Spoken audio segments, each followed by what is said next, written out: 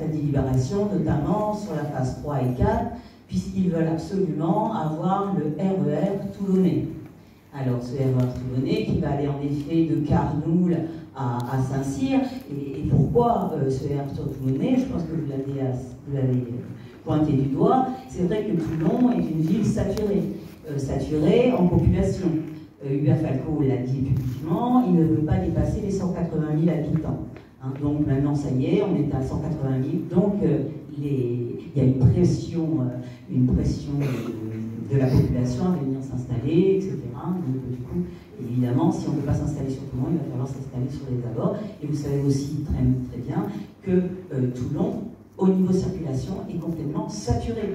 Je veux dire, à 4 heures d'après-midi, vous ne rentrez plus et vous ne sortez plus de Toulon. Donc il faut trouver une solution.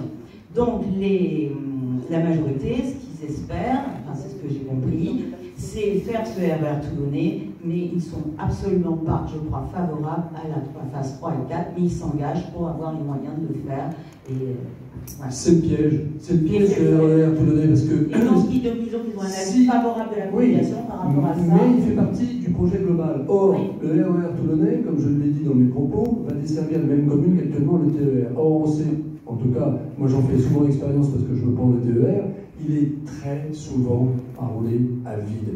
8-10 personnes par niveau de rame. Actuellement, dans le RER, et avec le télétravail, ça ne va pas arranger les choses. Donc mettre encore plus de trains, alors que les trains actuels ne sont même pas remplis, c'est pas une erreur, c'est une aberration. On se demande par qui on est gouverné là, dans ces histoires-là, si vous voulez. Hein. Donc il faut arrêter ça. Alors faire plaisir à M. Muselier, à M. Falco et consorts, moi je ne suis pas d'accord. C'est notre argent. Ces gens-là dépensent votre argent. Coluche disait, faut pas rigoler, c'est votre pognon.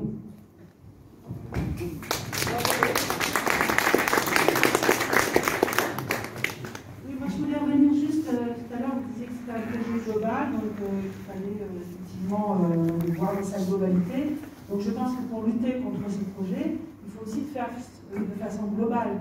C'est-à-dire que si chaque association a toute seule dans son coin, ça aura moins d'impact que s'il y a une union de toutes ces associations qui font quelque chose. Parce que voilà, si on est tout seul dans notre coin, de toute façon elles sont toutes seules, bon, ça a moins d'impact, il me semble. Voilà. Donc je suis un peu étonnée qu'il n'y ait pas toute une coordination à ce niveau-là.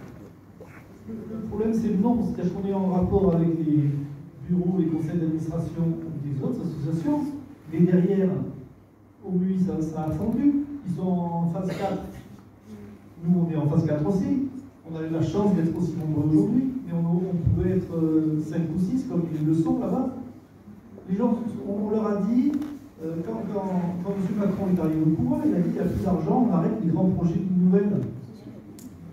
Alors, les gens disent, pourquoi se battre? Ils voient bien que ça continue là, donc pourquoi ils arrêtent de se battre? Je ne sais pas ce qu'ils voient d'abord, parce que c'est à eux de le voir. Et ensuite, au bout d'un moment, quand on a repris sa vie de tous les jours et qu'on n'est plus dans le combat, c'est plus facile de se dire, ça sera fort en 2030, en attendant, je profite de ma piscine et je suis tranquille chez moi. C'est plus facile de se dire ça que de se bouger. Voilà, c'est ça, les gens ne se bougent pas.